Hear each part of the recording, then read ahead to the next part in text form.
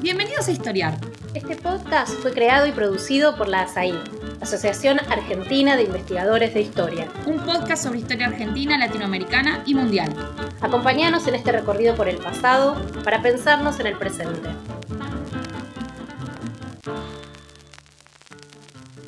Bueno, bienvenidos y bienvenidas a Historiar, el podcast de la Asociación Argentina de Investigadores en Historia. Soy Hernán Eduardo Confino y en el episodio de hoy vamos a estar conversando con Daniela Slipak acerca de su último libro, Discutir Montoneros desde adentro, cómo se procesaron las críticas en una organización que exigía pasión y obediencia, que fue publicado el año pasado por la editorial Siglo XXI. Daniela es doctora en estudios políticos por la Escuela de Estudios Superiores en Ciencias Sociales de Francia y la Universidad de Buenos Aires. Es investigadora de CONICET y profesora de grado y posgrado en la Escuela IDAES de la UNSAM, donde también coordina el Centro de Estudios Sociopolíticos y participa del Núcleo de Historia Reciente. Discutir Montonero desde adentro es su segundo libro, tras el publicado en 2015, también por Siglo XXI, las revistas montoneras. Te saludo, Daniela, ¿cómo estás? Muy bien, muchas gracias Hernán por la invitación y la presentación. Muchas gracias al equipo de Historiar y a la SAI también, así que encantada de estar acá y un saludo a la audiencia. Bueno, genial, Daniela. Vamos a empezar entonces con esta entrevista. Quería sobre todo iniciar consultándote acerca de los contenidos de tu libro, acerca de dos preguntas y que después iremos ampliando a lo largo de la conversación. En primer Ujú. lugar, quería preguntarte cómo llegaste a este tema de investigación, es decir, a estudiar las disidencias de Montoneros. Y en segundo punto, sobre todo para quienes son más ajenos o ajenas al tema, ¿cómo podríamos caracterizar estas diferentes disidencias? Bueno, yo comencé a estudiar sobre montoneros, como vos lo recuperaste también en la presentación, hace muchísimos años, en el 2007, 2008, y mi primera investigación rondó sobre todo sobre la prensa que tuvo Montoneros a lo largo de los primeros años hasta el año 76 más concretamente.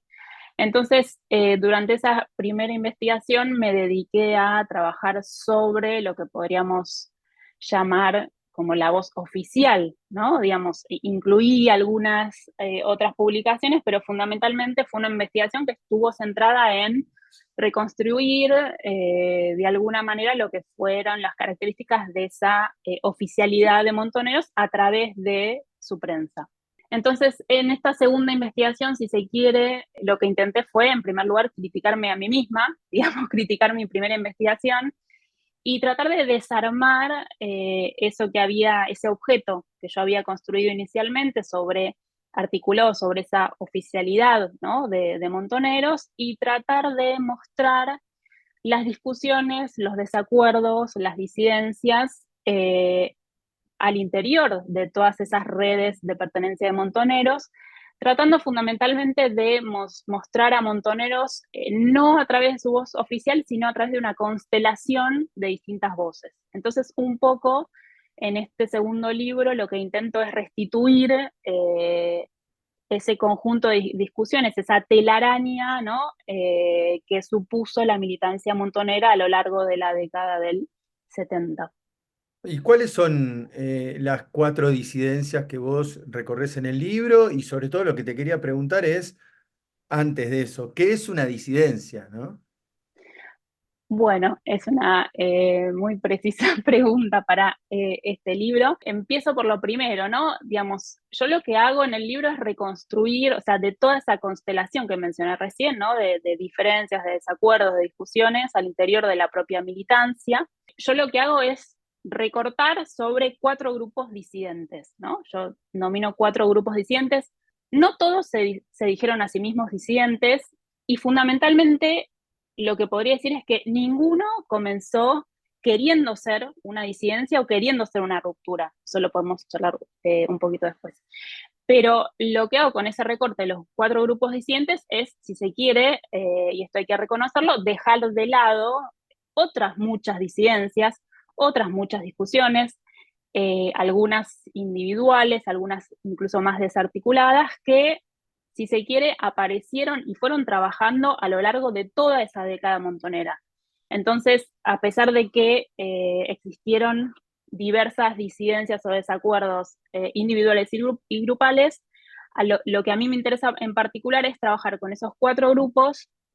que fueron los que tuvieron mayor visibilidad y los que además, si se quiere, y de allí el nombre de disidencia, apostaron, digamos, a un proyecto alternativo, ¿no? A un proyecto alternativo a la hegemonía que tenía la Constitución Nacional y la oficialidad montonera, pero sin salirse, ¿no? Sin salirse de la propia heredad montonera, es decir, ellos seguían apostando por la revolución, seguían diciéndose montoneros a sí mismos, por eso los nombres de esas 4 disidencias recuperan el significante de montoneros, solo que le agregan algún adjetivo, alguna fecha, algún algo, pero se trata de espacios que buscaron articular, a pesar de que fueron sumamente efímeros, después podemos hablar de cada uno de ellos, pero trataron de articular una militancia alternativa, pero no bajo, si se quiere, bajo las directivas de lo que fue el oficialismo montonero y la conducción de Montonera. Yo utilizo el término disidencia para precisamente que no siempre fue nativo, es decir, el término disidencia en realidad en los documentos de montoneros y de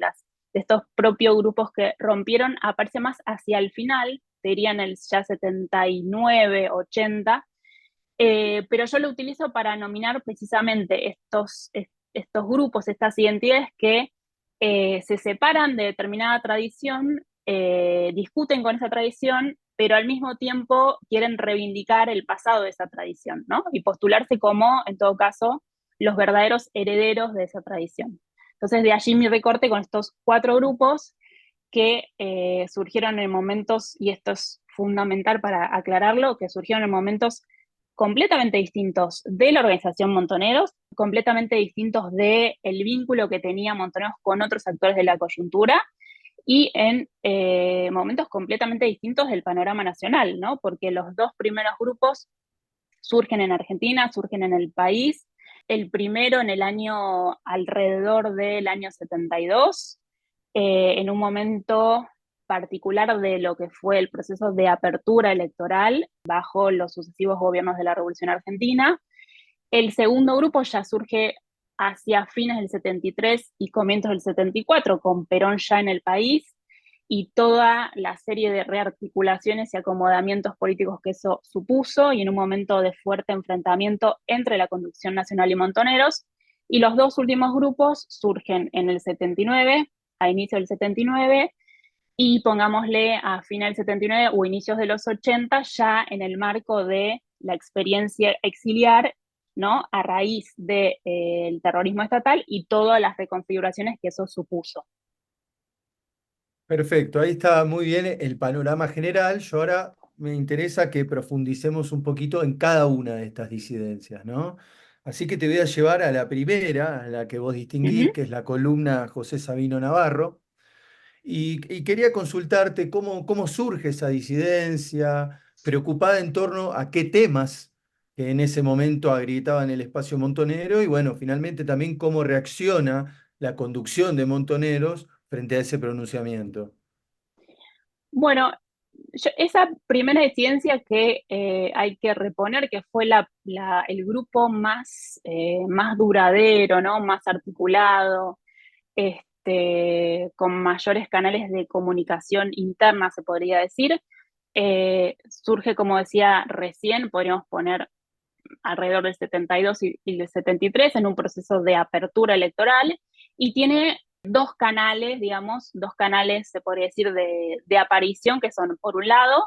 las discusiones que algunos presos detenidos en los gobiernos militares de ese entonces estuvieron teniendo en las cárceles respecto de cómo debía ser la militancia,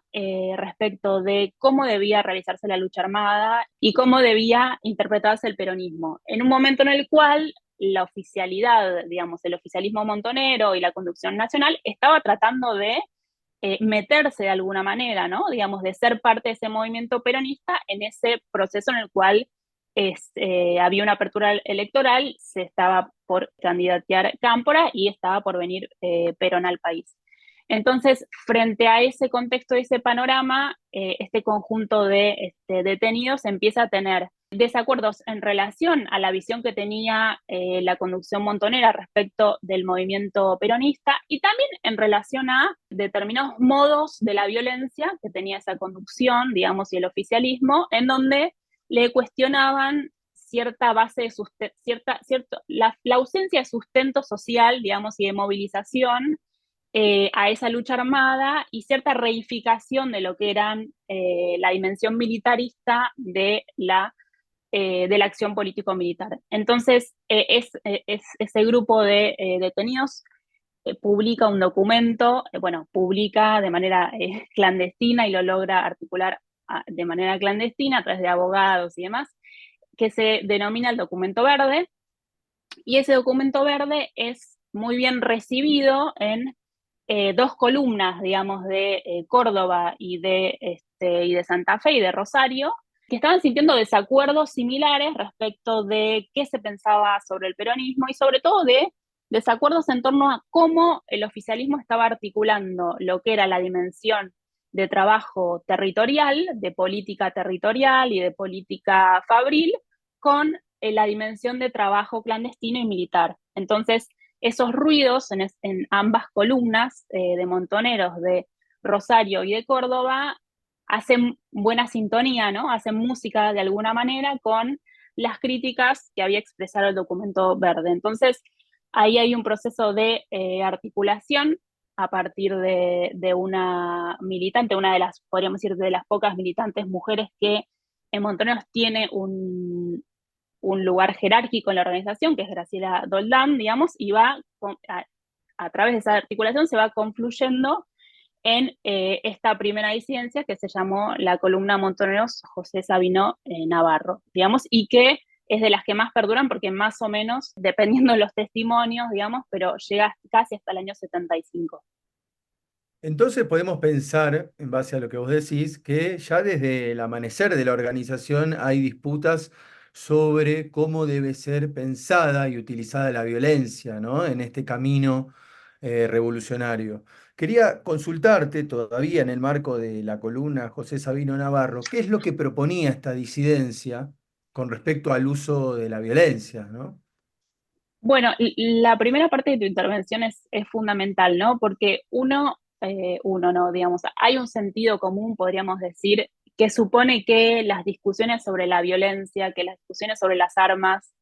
aparecieron en los grupos armados revolucionarios y en particular en Montoneros una vez atravesada la experiencia de la derrota, ¿no? Digamos que es recién con la derrota y en el exilio, digamos, y el caso paradigmático que se pone es el de la revista Controversia, del exilio mexicano, digamos, pero se suele pensar que las críticas y las discusiones y las dudas sobre cómo articular política y violencia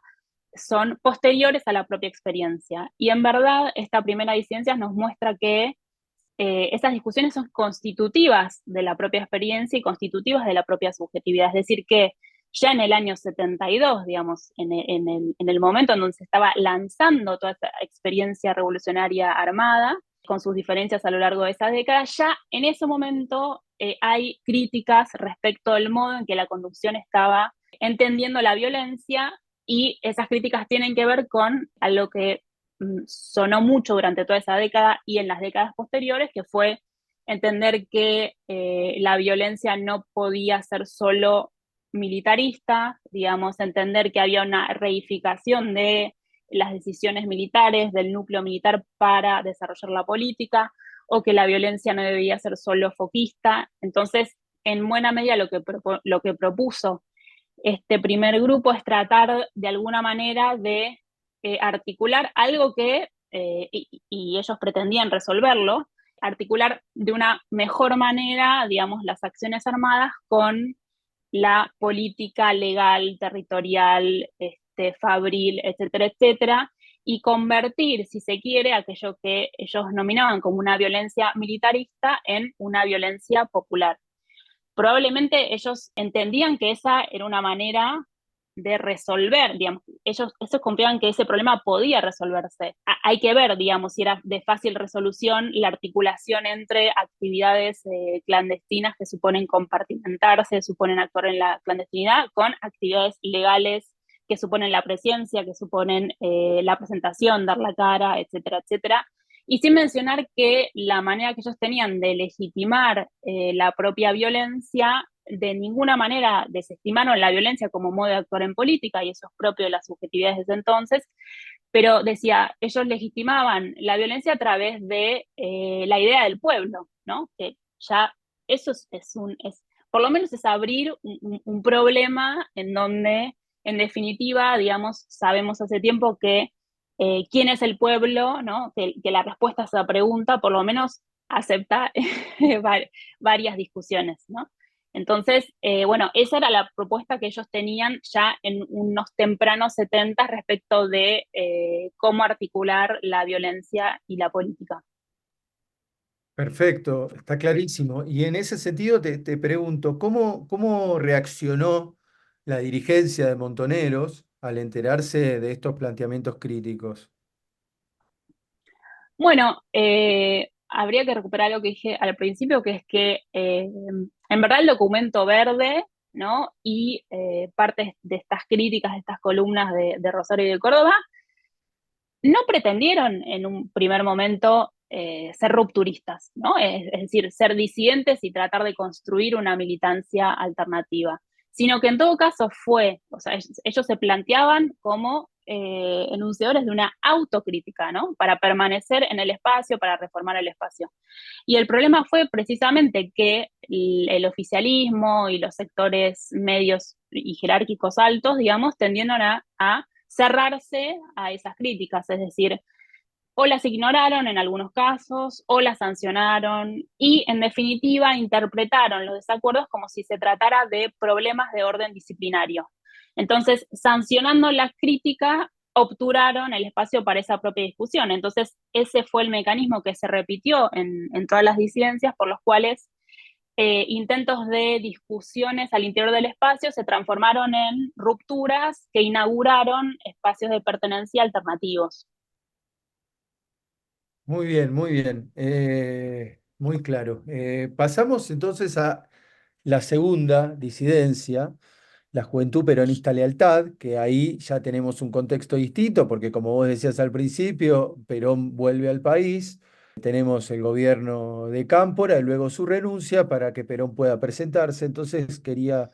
consultarte, bueno, ¿qué pasó con esta disidencia? Bueno, esta segunda disidencia, a diferencia de la primera, fue mucho más desarticulada, mucho más inorgánica, no existieron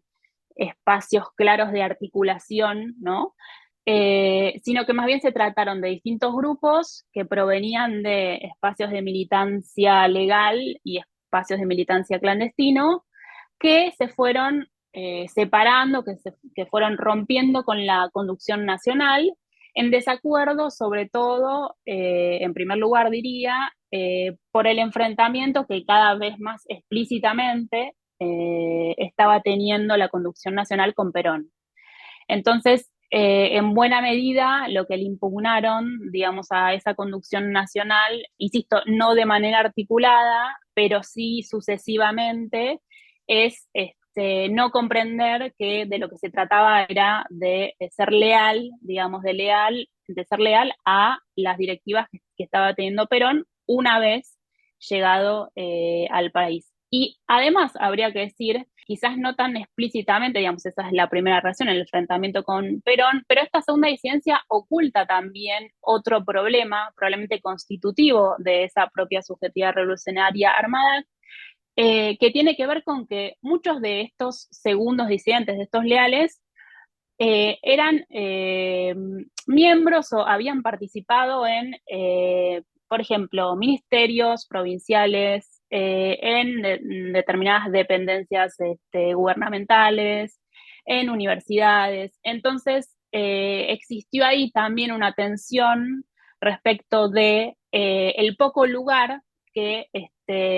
la conducción nacional le daba a ese tipo de trabajo de política legal, y una vez más, digamos, la reificación que la conducción tenía con la acción militar como principio rector, digamos, de la política durante, digamos, el gobierno de Perón ya en el país. Ahí me parece que hay una tensión que vos desarrollás más en tu primer libro, ¿no? Esta idea de, bueno, ¿qué es Montoneros en realidad? Es la formación especial de una vanguardia que está en otro lado, digamos, en este caso Perón, o a la vez es la vanguardia, o también al mismo tiempo se presenta como el pueblo peronista. Entonces ahí me parece que en esto que vos estás planteando sobre la juventud peronista lealtad descansaba la propia definición de la organización. Totalmente. Y sobre todo habría que agregar que es que todas estas diferencias sobre identitarias, sobre qué eran ellos, digamos, y ellas, tiene que ver con que en verdad, digamos, Montoneros fue una organización político-militar construida a través de la afluencia, de afluencias diversas, ¿no? Entonces teníamos sectores que provenían de militancias armadas y no armadas con distintas trayectorias, etcétera, etcétera. Entonces, Montoneros fue una organización político-militar sumamente heterogénea. Entonces, en esa heterogeneidad, además, se entienden las diferencias de opinión sobre qué significaba hacer política, qué lugar se le daba a las armas, cómo había que posicionarse con Perón, qué era el peronismo como tal y qué era Perón, digamos, si Perón era el líder de una revolución, tal como la que se establecía en el mundo de las izquierdas, o Perón era el líder de una revolución nacional propia de la historia de nuestro país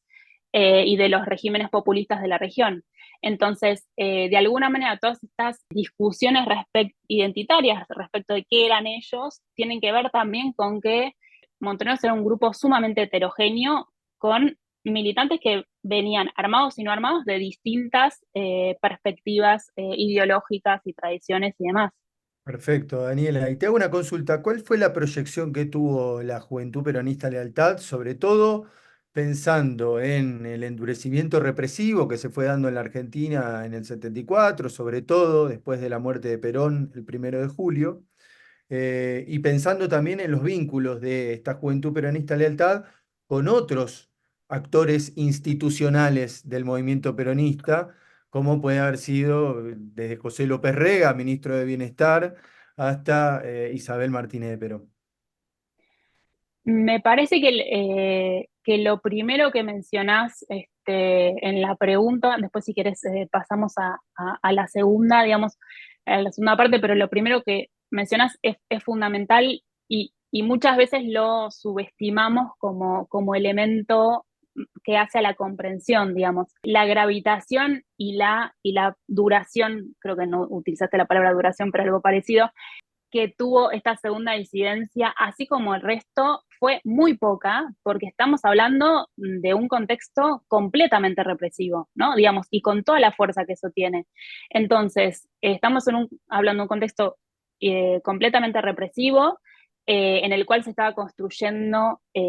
como ya lo trabajó muy bien Marina Franco, digamos, una trama legal e ilegal represiva, que fue, si se quiere, la antesala de lo que fue después la represión y el terrorismo estatal. Entonces, en ese contexto represivo, ninguna de las disidencias, digamos, pudo tener demasiada gravitación y demasiado lugar, sobre todo también en un contexto en el que para el resto de los actores, los otros actores que vos mencionabas, digamos, tratar de establecer matices o grises, ¿no? Respecto de una militancia que adscribía a la revolución, que adscribía al peronismo y que tenía determinadas reivindicaciones, digamos, bueno, establecer matices ahí adentro no era un ejercicio que hacían los actores de esa época. Entonces, de alguna manera, entre el contexto represivo y el enfrentamiento cada vez más fuerte y la nacionalización, si se quiere, de los enfrentamientos al interior del peronismo, en el que fue derivando todo ese periodo, hicieron que estas disidencias tuvieran muy poco lugar, sin mencionar también la fuerza centrípeta que tenían las redes oficiales al interior de Montoneros, ¿no? Digamos, durante todo ese periodo, incluso después, podríamos decir, ¿no? Bueno, seguimos avanzando un poco en el tiempo, ¿no? Estamos más o menos en el 74, Montoneros en septiembre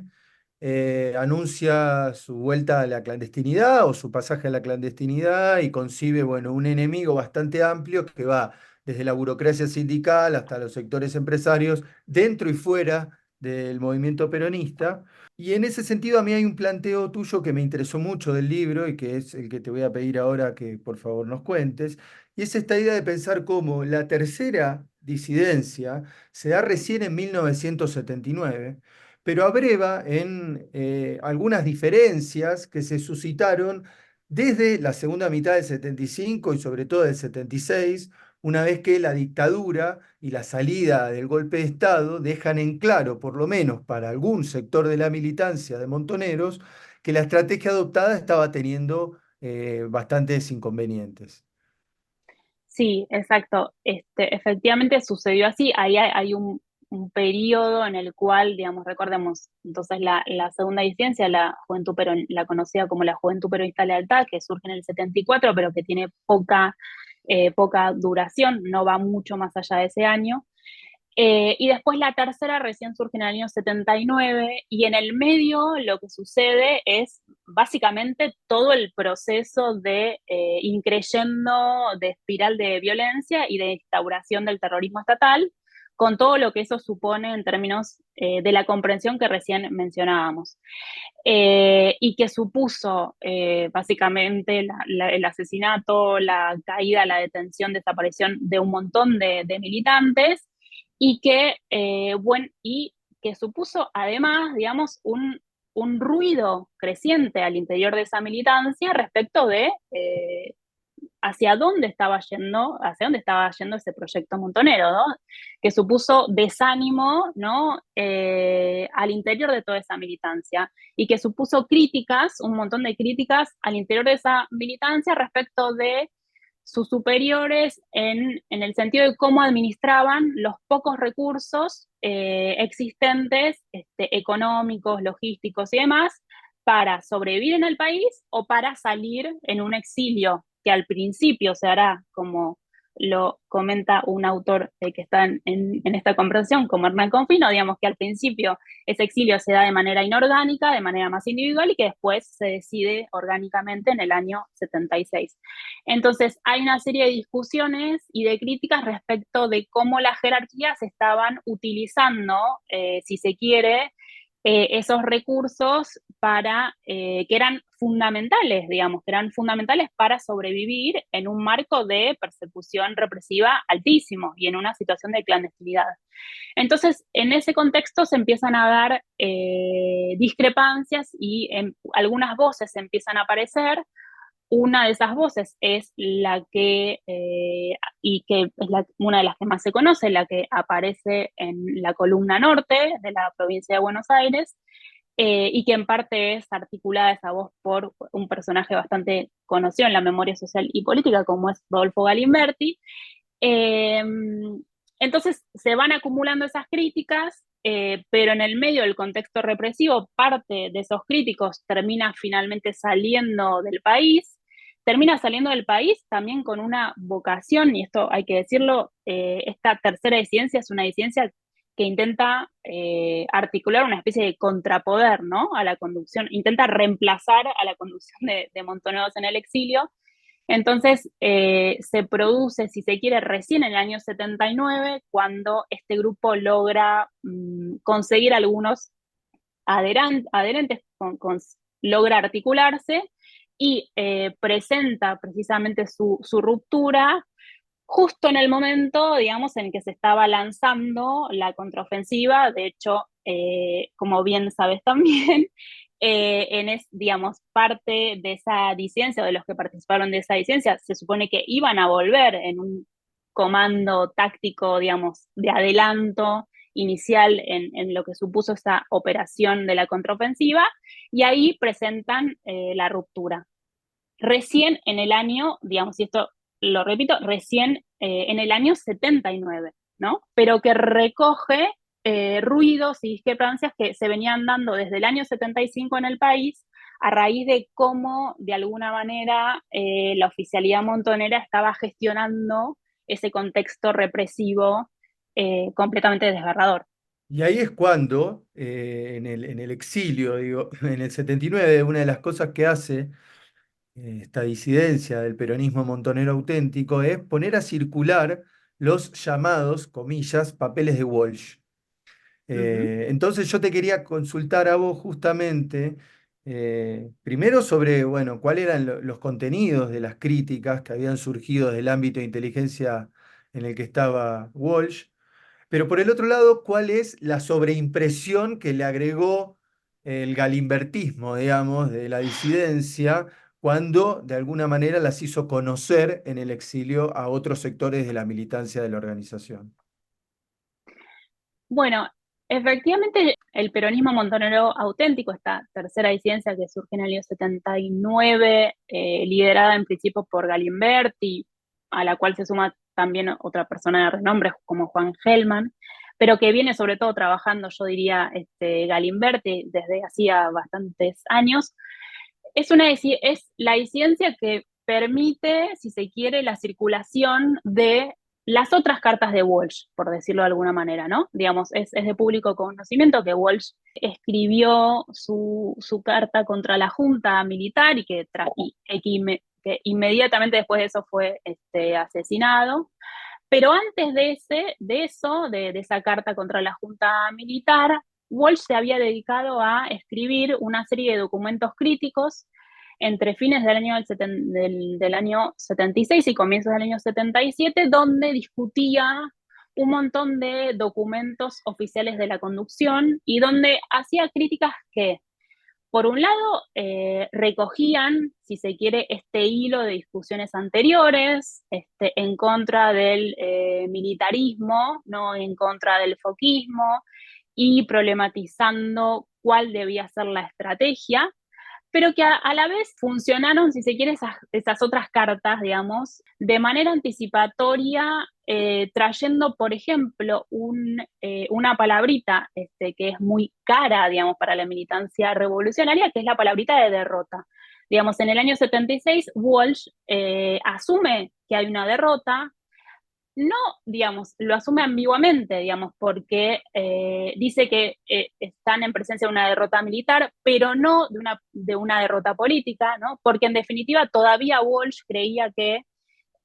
la lucha revolucionaria tenía su legitimidad, que valía la pena, solo que, digamos, pretendía abordarla a través de otra categoría también muy cara para la militancia revolucionaria peronista, que es la resistencia, ¿no? Entonces, Walsh ahí intentó hacer una serie de críticas que recogían las discusiones anteriores, pero a las cuales le agregó, si se quiere, su matiz original, trayendo, digamos, esta idea de derrota y también haciendo un montón de críticas al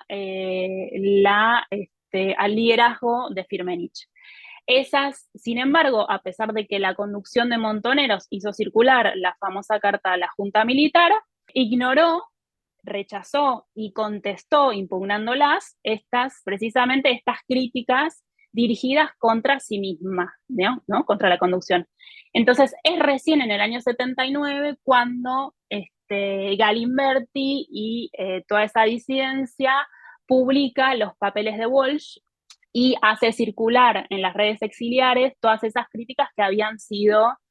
cuanto menos negadas, o podríamos utilizar un verbo un poquito más fuerte, censuradas por parte de la oficialidad montonera. Por supuesto que, como Galimberti, digamos, porque no solo se trata de discusiones conceptuales, sino que también hay estrategias, digamos, como Galimberti tenía un proyecto, si se quiere, el de los más fuertes, o casi el de los únicos, digamos, al interior de todo este conjunto de grupos disidentes, como tenía un proyecto de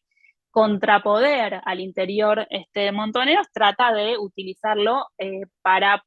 provecho suyo. Y si se quiere, muchas de las advertencias de Walsh respecto de la derrota, casi que son pasadas por alto en aras de mantener todavía la lucha revolucionaria, de volver al país y tratar de articular una promesa de revolución montonera distinta a la de la conducción nacional.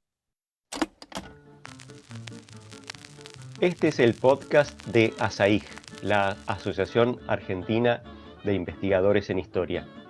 Te invitamos a asociarte y a seguirnos en las redes en Twitter, en Facebook e Instagram.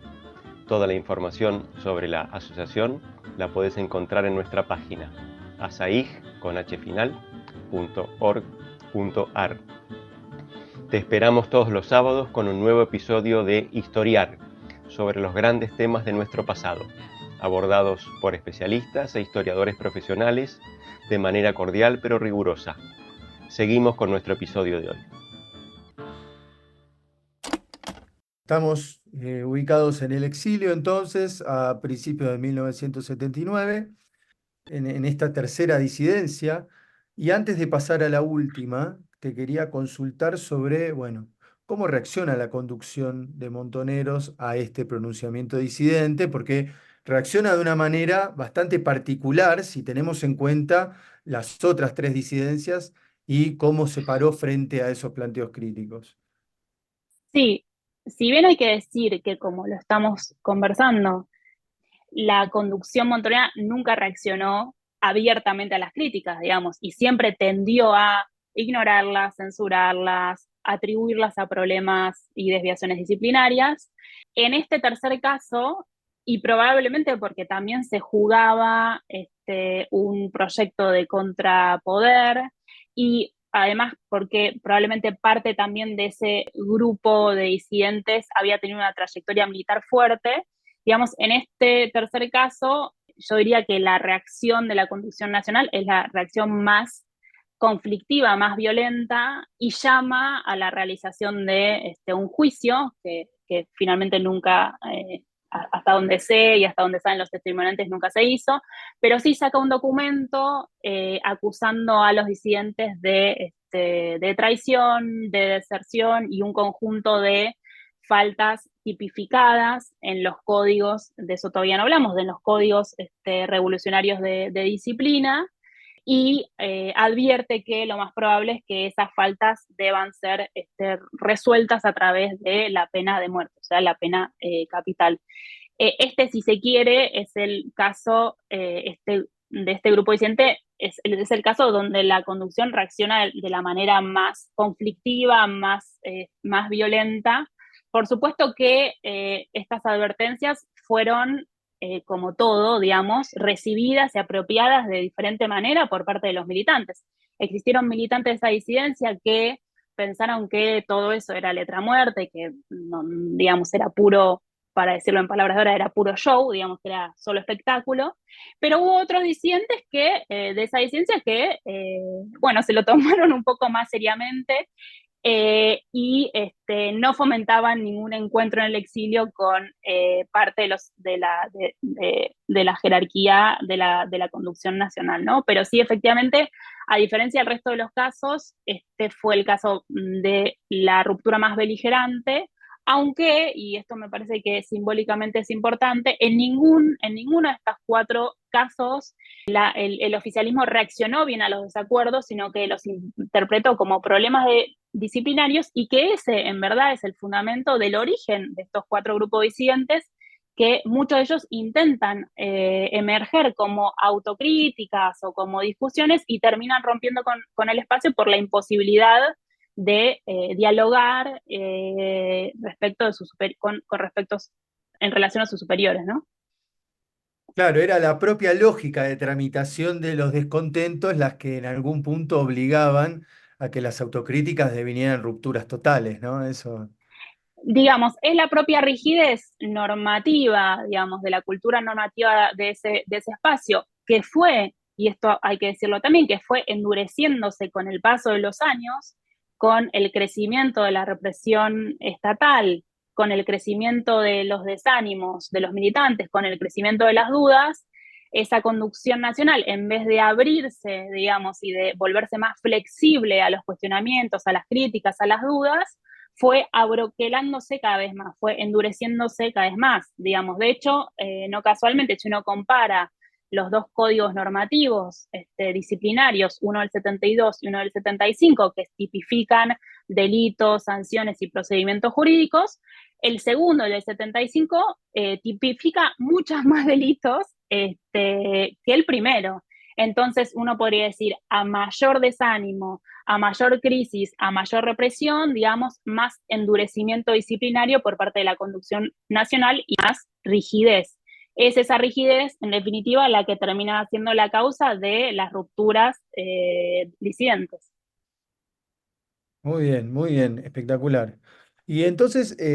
recapitulando un poco estas tres disidencias sobre las que estuvimos conversando, me da la sensación de que ninguno de estos tres espacios en principio renegaba de la violencia, ¿no? A lo sumo, más que pensar violencia sí o violencia no, lo que pensaban era violencia cómo, ¿no? ¿Cómo aplicar la violencia? ¿Qué pasa en ese sentido con la última disidencia, que es la de Montoneros 17 de octubre, que arranca con un planteo disidente en diciembre del 79 y se termina de oficializar como espacio en marzo de 1980? Sí, exacto. Creo que lo primero que decías es fundamental y no sé si fui muy clara al respecto, que es que probablemente uno desde hoy y con las creencias que tiene hoy día, digamos, podría hipotetizar respecto de que estos cuatro grupos disidentes se separaron de una organización político-militar rechazando la violencia. Pero eso es lo que podemos pensar desde hoy, desde nuestra subjetividad, digamos, democrática, liberal, etcétera, etcétera. En verdad, digamos, cuando uno entra en esos acontecimientos y entra en los imaginarios de ese momento y entra en la subjetividad revolucionaria armada de ese momento, se da cuenta que la violencia era algo, era parte del aire, por decirlo de alguna manera, era parte de la música, y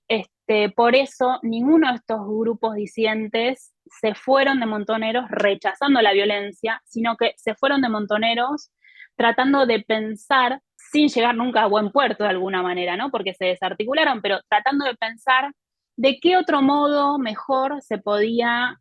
compatibilizar la política con la violencia. Es decir, ninguno de estos cuatro grupos la rechazaron, sino que impugnaron, digamos, al oficialismo por desarrollar una violencia sumamente militarista o foquista, con tal y cual problema, desanclada de las masas, y siguieron apostando al faro revolucionario, creyendo en que se podía ejercer una violencia de tipo popular. El problema que tenemos ahí, de lo cual ya charlamos, es que bueno, si el criterio de la legitimidad de la violencia tiene que ver con el pueblo, bueno, por lo menos abre a una serie de discusiones respecto de quién es el pueblo, quién vendría a legitimar efectivamente la violencia, quién no, y abre una serie de discusiones respecto de cómo distinguir esa violencia de otro tipo de violencias, o sea, la violencia revolucionaria respecto de la violencia lisa y llana criminal. Pero bueno, recapitulando, digamos, ninguno de estos grupos rechazó la violencia, sino que propuso maneras distintas de pensarla. Y el cuarto grupo, creo que era la otra parte de la pregunta, digamos, el cuarto grupo aparece, como vos mencionaste y como vos también has trabajado en tus propias investigaciones, digamos, aparece en principio, de la misma manera, ¿no? No intentando salir del espacio, romper con el espacio, pero aparece con un documento, el llamado Documento de Madrid, digamos, a fines del año 79, de alguna manera impugnando el diagnóstico que la conducción nacional había hecho de lo que fue la primera tanda de la contraofensiva, que había, y eso no te lo voy a contar yo a vos, pero que había fracasado, digamos, en casi todos sus proyectos y que sobre todo no había conseguido las adhesiones del resto de los actores sociales y políticos que pretendía conseguir. Entonces, surge, en primer lugar, con militantes que también habían tenido una trayectoria, muchos de esos militantes habían tenido una trayectoria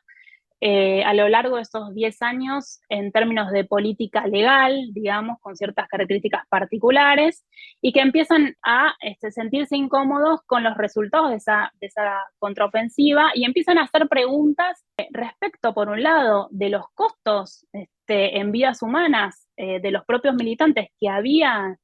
implicado esa contraofensiva o que podía implicar más aún, digamos, y también empiezan a mostrar ciertas dudas en términos de las posibles o las muertes proyectadas en esos atentados que implicaba, esos atentados contra determinados funcionarios económicos de la dictadura.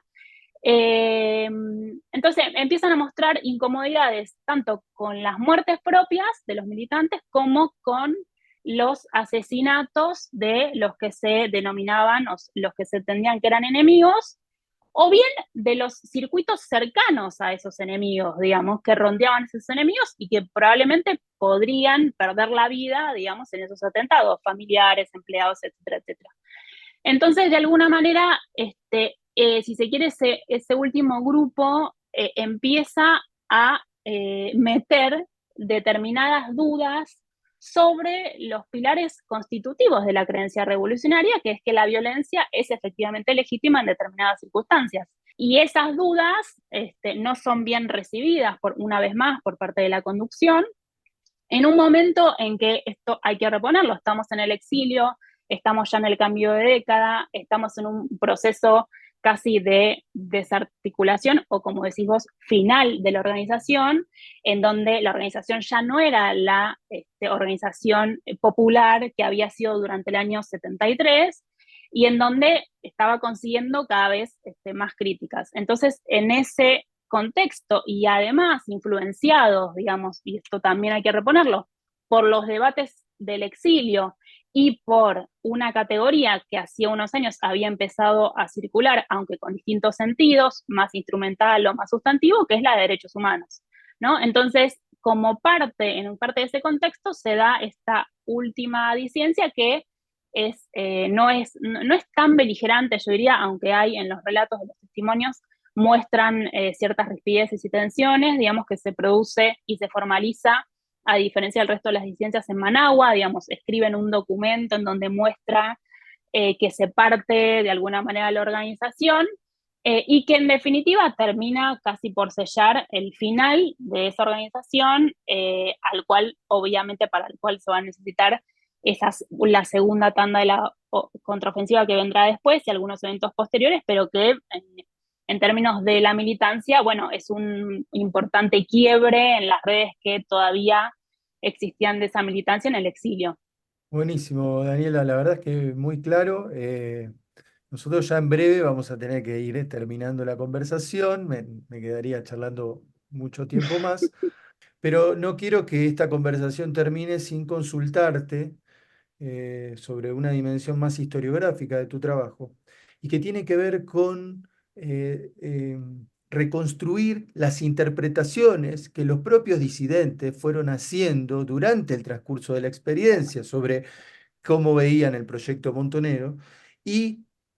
después las otras balances e interpretaciones generacionales que empezaron a articularse desde controversia en el exilio en el 79 en adelante, pero sobre todo también desde la derrota definitiva de la organización y la transición a la democracia. Entonces yo te quería consultar eso, digamos, ¿cómo podemos pensar la relación entre los escritos y las interpretaciones desde adentro, ¿no? Como se titula tu libro, con aquellos que se presentaron como desde afuera? Bueno, es una compleja pregunta para cerrar la conversación. Eh, Voy a tratar de responderla de alguna manera. Yo decía, en estos 4 grupos que fuimos recorriendo, a pesar de todas las diferencias y a pesar de todos los cambios de contexto, bueno, ya los conversamos, existió, sin embargo, un hilo, digamos, yo coso ese hilo, digamos, que supone una continuidad respecto de las discusiones que se estaban dando y que para mí tienen que ver básicamente con cuáles son los pilares y las características de ese lenguaje, de esa militancia revolucionaria que implica que algunas cosas se puedan discutir y otras que no, ¿no? Obviamente como cualquier lenguaje político. En esa continuidad, digamos, en esa continuidad, a pesar de todos los cambios, lo que me llamó la atención a mí en particular en la investigación es que hay determinados esquemas interpretativos, maneras de entender el derrotero de Montoneros, que se van repitiendo a lo largo de los años e incluso en coyunturas diversas. Una de ellas es, por ejemplo, la idea de que el problema de todo, el problema de los sinsabores de la experiencia es responsabilidad solo de la cúpula, ¿no? Responsabilidad solo de los dirigentes, que supone si se quiere, me parece a mí, digamos, un esquema interpretativo que tiende a simplificar, digamos, cómo se toman las decisiones al interior de un grupo, cómo son las relaciones de mando y obediencia, en qué sentido la militancia, a su vez, aunque en diferentes posiciones y jerarquías y niveles de decisión, consiente las propias acciones que está desarrollando. Entonces, una primera idea interpretación que se repite a lo largo de los años y que, retomando la otra parte de la pregunta, que permanece muchas veces en las lecturas retrospectivas que se han hecho sobre la experiencia desde los años 80, 90 en adelante, tiene que ver con entender que el origen de todos los males es la conducción nacional, que si bien, digamos, esto no es en ningún sentido para defender la conducción nacional, pero sí me parece que esta interpretación tiende a oscurecer una dinámica de la militancia mucho más compleja, digamos, en donde los militantes de alguna manera también convalidaron las decisiones que fue tomando el espacio y en donde muchas veces recrearon aquella disciplina que también sufrían, ¿no? Digamos, eso salió en varios testimonios, donde militantes me comentaban que estaban en desacuerdo con determinada sanción que se les había hecho, pero que sancionaban a su vez a quien tenían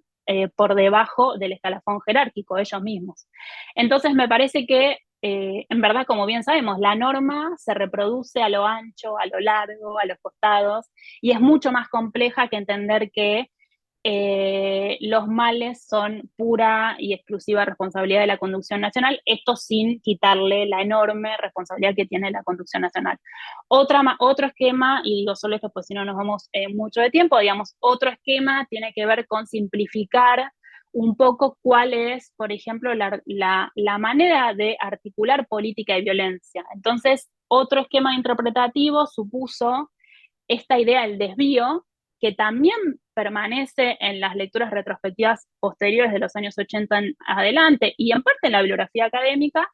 y que entiende que el derrotero de la organización y de Montonero se puede entender a través de dos etapas sucesivas, en donde una primera es política y la segunda militar. Entonces, ese esquema, si bien sirve a los propios actores políticos, al igual que el esquema anterior del quiebre, para proseguir en su propia desempeño político y seguir creyendo en el faro revolucionario, y que por eso se entiende y es comprensible, al mismo tiempo tiende a desdibujar y opacar que en verdad la política y lo militar, las actividades clandestinas y las actividades de política legal estuvieran imbricadas de una manera sumamente compleja y probablemente difícil de resolver desde el inicio de la experiencia. Entonces, muchas veces el problema es que incluso cuando se ha atravesado digamos, la derrota de esas experiencias revolucionarias, muchas lecturas retrospectivas retoman parte de esos esquemas interpretativos disidentes que surgieron en un momento en el cual todavía se creía que esa experiencia revolucionaria armada era legítima, ¿no? Esto, por supuesto, para terminar de cerrar de manera más compleja la pregunta, no obstaculizó a que a lo largo incluso de toda esa década montonera, como así también en los años posteriores, de repente aparecieron críticas que sí, de alguna manera mellaban o ponían en jaque los principios constitutivos de la militancia revolucionaria, que suponen que efectivamente, digamos, la violencia revolucionaria contra otras personas, no solo contra cosas, digamos, es legítima en determinadas circunstancias. Algunas preguntas, algunas críticas sobre hasta dónde son válidos los asesinatos, hasta dónde se puede y no se puede, en verdad, digamos, son críticas que ya se hacen desde una frontera de esa propia subjetividad revolucionaria, medio, como decías, desde adentro, desde afuera, casi desde afuera, porque invalidan el principio básico de esa violencia revolucionaria, que es que en algunas circunstancias esa violencia es legítima. Y si creemos, digamos, que todas las vidas tienen el mismo valor, digamos, y que todas las vidas tienen esos derechos que son inalienables e intransferibles, y que todas las vidas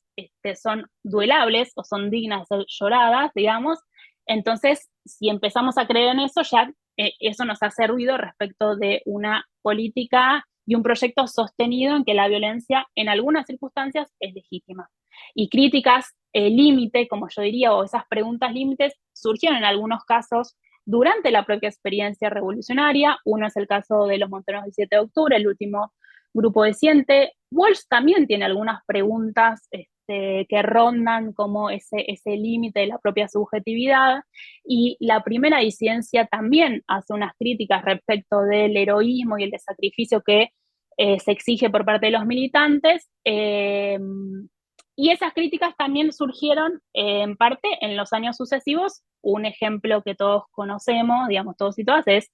las discusiones sobre el debate del no matar, ¿no? Que puso precisamente en tela de discusión qué tan legítimas, y si hay una manera de establecer una legitimidad para la violencia, y por ende si hay alguna manera de pensar la violencia revolucionaria. Espectacular,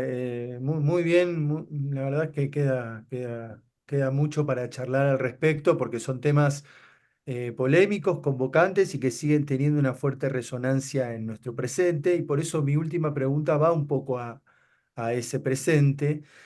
Y en ese sentido yo pensaba, ¿no?, que a lo largo de la lectura de tu libro, que recomiendo a la audiencia que se agencie, pues la verdad que discutir Montonero desde adentro es un gran trabajo de investigación y análisis, pero digo, queda muy claro cómo la cuestión de la violencia armada fue continuamente tematizada, en simultáneo a la realización de la experiencia insurgente, después. Vos recién hablabas del debate No Matar, podemos pensar, qué sé yo, en la experiencia de lucha armada en la Argentina, que también fue una revista que aglutinó este tipo de miradas. Exacto. ¿Cómo se compagina, te pregunto a vos, cómo se compagina esta presencia abrumadora de los debates sobre la violencia revolucionaria con la idea de que es un tabú y de que nadie habla de esto? Bueno, para cerrar con una sencilla pregunta por parte de Hernán, que me parece sumamente interesante y que habría que tomar con cuidado. Yo creo que hay algo, digamos, de esa, creo que esa idea de tabú, ¿no?, que a veces circula, creo que es imprecisa por lo que vos mismo dijiste, ¿no? Digamos, porque la idea de tabú no supone ni que existan todas esas discusiones sobre la violencia revolucionaria durante la experiencia, o sea, contemporáneas y que fueron constitutivas de la experiencia, y toda esa serie de discusiones posteriores que se dieron desde los años 80 en adelante. En la revista, digamos, Controversia, por ejemplo, fue otro foco de discusión. Existieron también revistas culturales, digamos, argentinas, Punto de Vista y otras más, que también trataron de discutir esa violencia revolucionaria, y,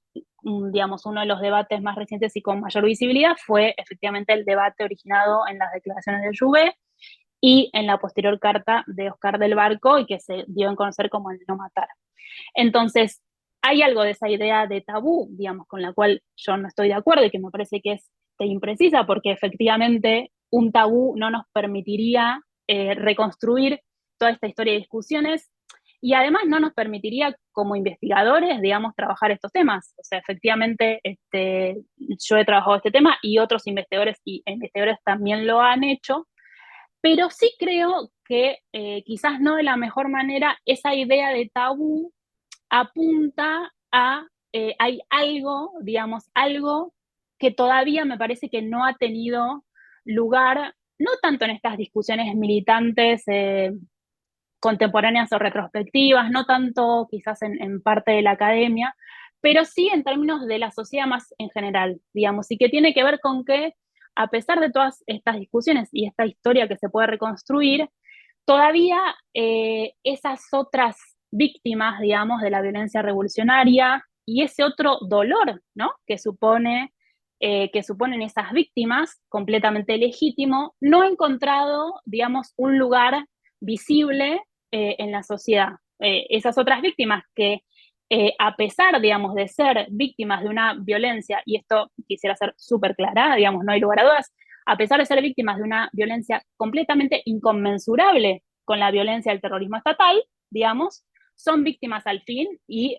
tuvieron sus derechos intransferibles, inalienables, y además tienen sus derechos a ser dueladas, a ser lloradas y demás. me parece que ahí, digamos, todavía hay algo para trabajar como sociedad y para dar lugar a esas otras víctimas, sobre todo también para que no salga, digamos, eso no dicho o ese no lugar de la peor manera, como estamos viendo que sucede actualmente, porque sale esas otras víctimas o el dolor sobre esas otras víctimas sale en el marco de discursos en los cuales no existió el terrorismo de Estado, digamos, no existió ni siquiera la dictadura. Yo, por momentos en discursos del oficialismo actual parece que no existió ni siquiera la dictadura. Por ende, no existe la democracia, ¿no? Digamos, en ese discurso oficial tampoco tiene lugar digamos, la palabrita democracia, que es básicamente, creo, y compartimos nosotros y con buena parte, y con toda la audiencia, supongo, digamos, que es un horizonte de nuestra política. Entonces, me parece que hay algo, digamos, que quizás no de la manera más precisa, habida cuenta de todo lo que estuvimos discutiendo sobre las maneras de repensar la violencia revolucionaria, hay algo de la idea de tabú que es imprecisa, pero que yo lo tomo como síntoma de algo que me parece que todavía tenemos que trabajar como sociedad, digamos, para repensar las violencias presentes y las pasadas, que es qué hacemos también con esas otras víctimas que ocasionan dolor y que aunque han sido víctimas de una violencia inconmensurable, incomparable a la del terrorismo estatal, también tienen derecho a ser dueladas y también tenían sus derechos humanos. Y me parece que para evitar que surja de las peores maneras, probablemente deberíamos tener otra memoria y otra probablemente política, digamos, memorial al respecto, ¿no? Bueno, queda abierta esta reflexión. Veremos por dónde van los caminos de la memoria social con respecto a nuestro pasado de los 70. Hemos llegado ahora sí al final de esta entrevista. Muchísimas gracias, Daniela, por estar con nosotros y también gracias a todas las oyentes y todos los oyentes que están del otro lado. Bueno, muchas gracias, Hernán. Un placer estar acá. Gracias por todas las preguntas y muchas gracias a la audiencia por soportarnos, digamos, durante todos estos minutos. Un saludo. La seguimos en cualquier momento. Un abrazo grande.